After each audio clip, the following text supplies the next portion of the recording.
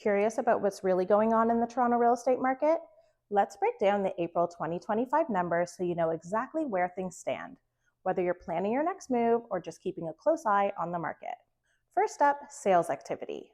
In April, Toronto logged 2,111 residential sales, marking a sharp 17.5% drop from the 2,560 sales recorded in April 2024.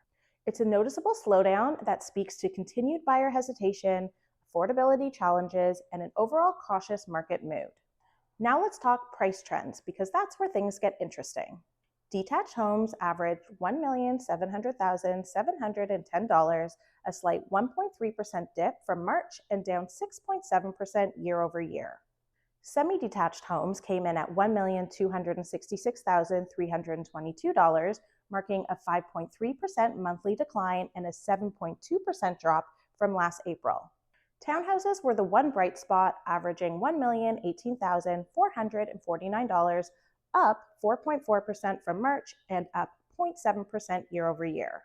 Condos averaged $710,724, down 0.8% from last month and 7.3% below April 2024. So what does all this mean? There's no sugarcoating it, buyer activity is down, and prices for most property types are continuing to trend lower year over year.